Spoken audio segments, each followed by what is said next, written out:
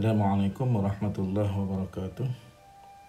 Selamat datang di channel Darus MPP Fisika Interaktif.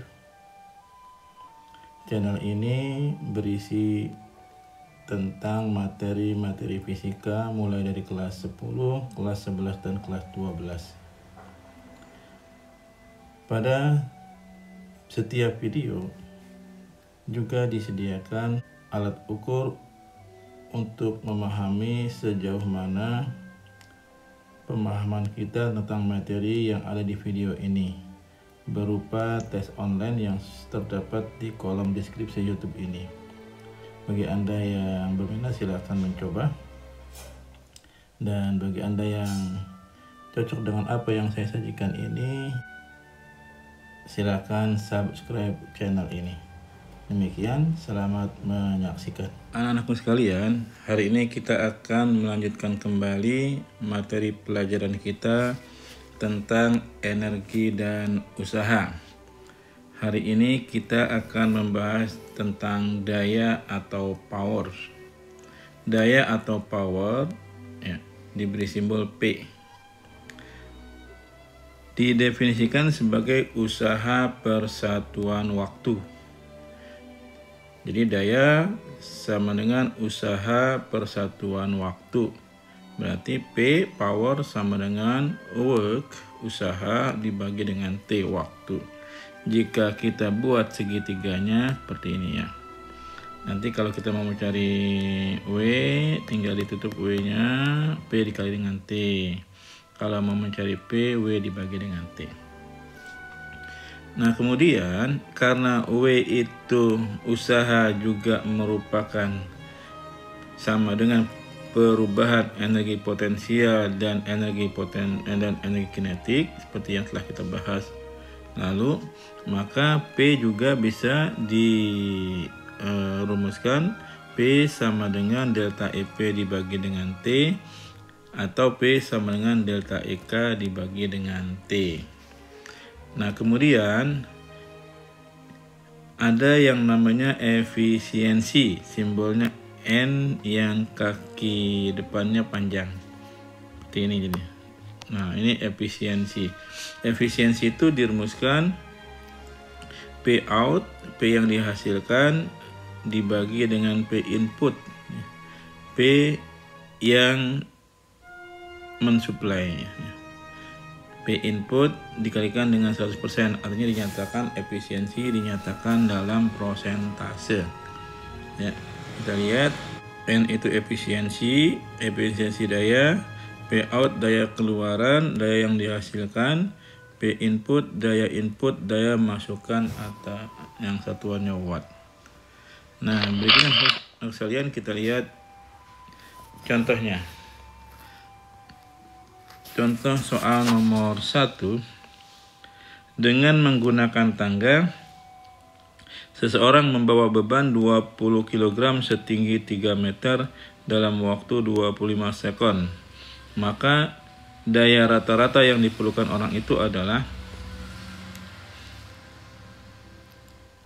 Nah, anakku sekalian, dalam hal ini usahanya dalam bentuk perubahan energi potensial karena ada ketinggian.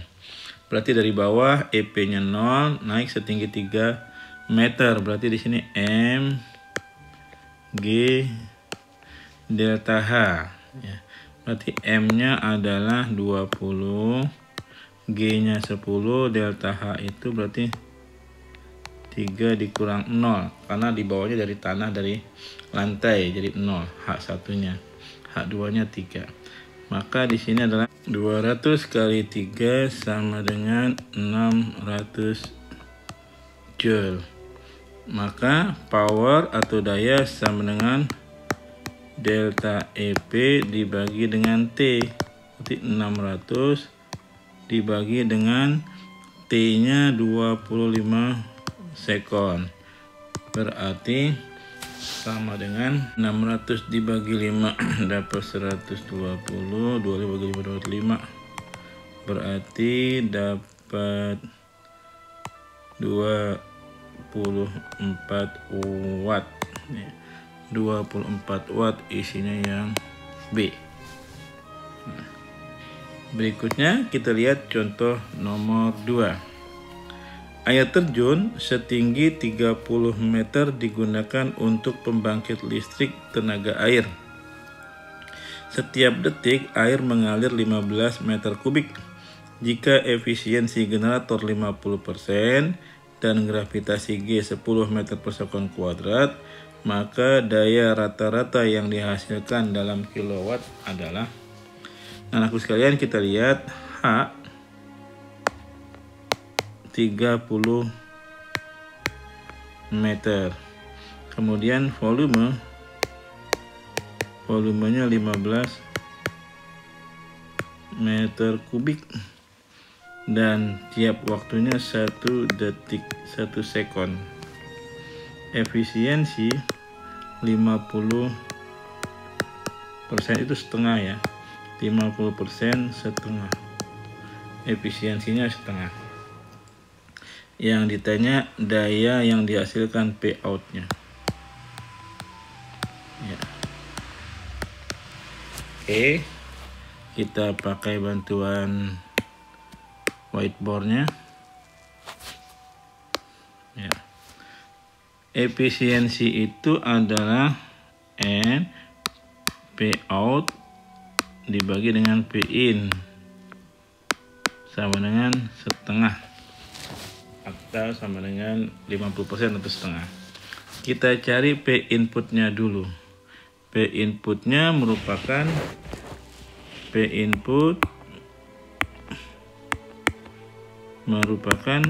perubahan energi potensial dibagi dengan waktu.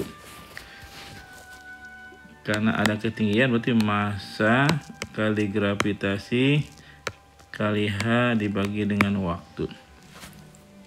Nah, yang jadi masalah sekarang masanya berapa, massa air. Anakku sekalian, massa itu kalau air berarti masanya rho dikali dengan volume. Rho air itu adalah 1000 kg meter kubik. Maka masanya di sini berarti 1000, volumenya berapa tadi? Volumenya 15 meter kubik. Berarti 15 meter kubik. Jadi 15.000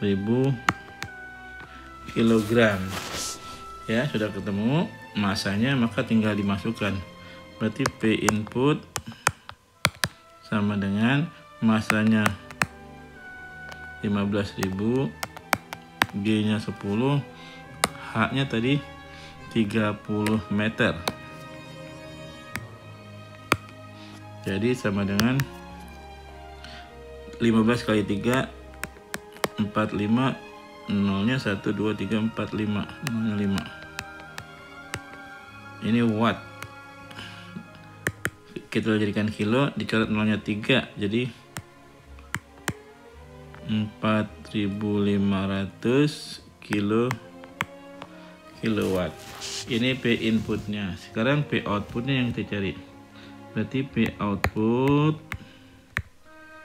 per 4500 dari sini ya. 4500 P inputnya sama dengan setengah. Sehingga P outputnya adalah sama dengan 4500 dibagi dengan 2, berarti 2250 kilowatt. 2250 kilowatt. 2250 kilowatt, isinya yang T. Ya. Berikutnya kita lihat contoh soal nomor 3. Sebuah pompa air dapat menaikkan 15 liter air tiap menit dari sumur yang dalamnya 6 meter. Air disemburkan oleh pompa ini dengan kecepatan 8 meter per sekon. Daya pompa tersebut adalah, berarti yang diketahui di sini adalah volume. 15 liter. Berarti jadikan meter kubik adalah 0,015 meter kubik. Ru air selalu nak ya, ru air 1000 kilogram meter kubik. Maka masanya adalah Rho dikalikan dengan V. Berarti 1000 dikali 0,015, maka masanya 15 kg. Nah, kemudian H-nya 6 meter. Kemudian V-nya sama dengan 8 meter per sekon. Yang ditanya adalah daya pompa. Pompa ini menghasilkan dua energi. Pertama, energi gerak, yaitu EK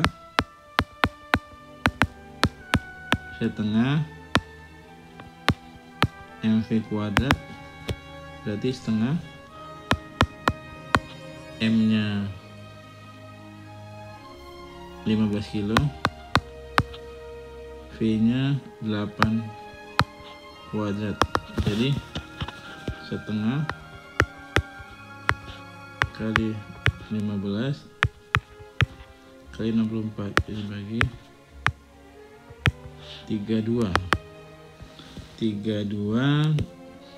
dikali 15, 30 kali 16 berarti 480 joule.